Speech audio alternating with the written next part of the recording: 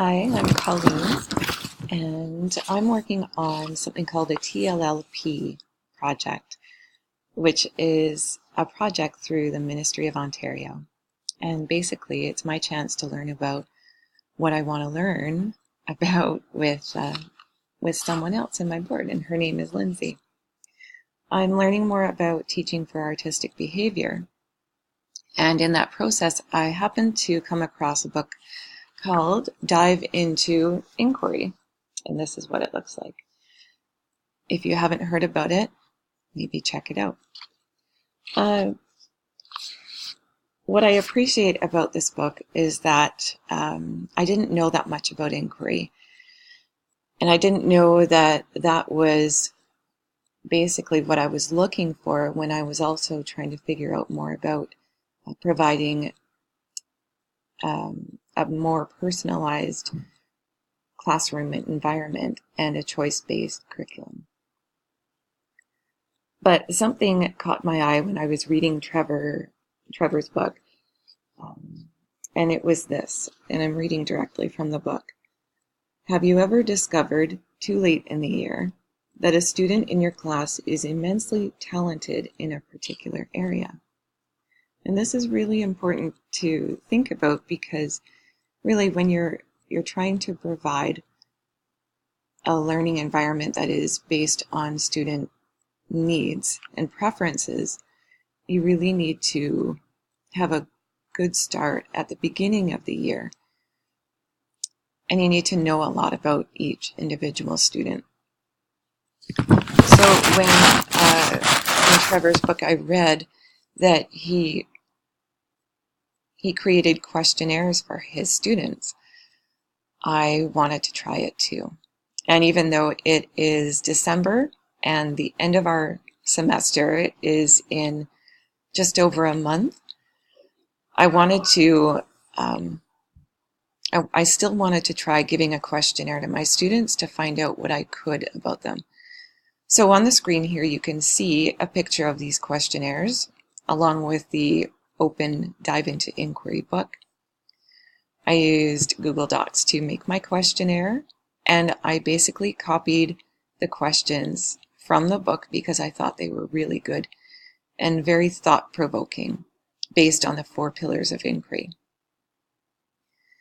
And I guess I knew that I would have personalized responses because after I handed them out to my students, it was so quiet in the classroom. Everyone was really trying to answer the questions in the best way that they could, and I think that they knew that I needed to know this information about them. I learned a lot about my students' responses as I read through them last night. I have had a lot of surprises, and in a way I'm kind of disappointed that I didn't do this earlier in the school year. But hindsight is 2020. I learned that one of my students plans to go to carpentry school, and I had no clue. Another one of my students wants to become a personal trainer. Another wants to be a locomotive engineer for CPR. There were so many surprises, and again, I wish I would have done this earlier, but I'm learning. In fact, after reading through some of these responses, I told one of my students that it would be a good idea to do this at the beginning of the year, wouldn't it? And he said, yeah, that would have been really smart. One of the responses that caught my attention, though, was in response to this question. What is the one thing you'd most like to change about the world? And this student's first response was, the stupid school system. And then the destruction of the world for money. Then another question, if the average human lifespan were 40 years, how would you live your life differently? No school. It already wastes too much time. And I think there's a part of every teacher who would rather not hear things like this.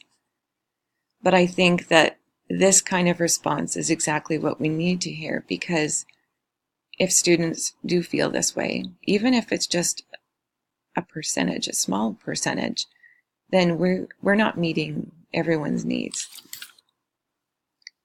So I guess my challenge then is to consider this kind of response and really work hard to at least make my classroom a place where it's not just a waste of time for each of my students. So I think that this, if nothing else,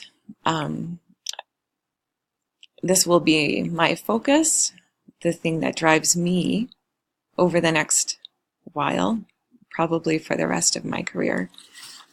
How can I meet the needs of every student to the best of my ability to make sure that it isn't a waste of time? And I believe that inquiry and teaching for artistic behavior is one of the ways to do that, but I need to get my stuff together and really focus on this.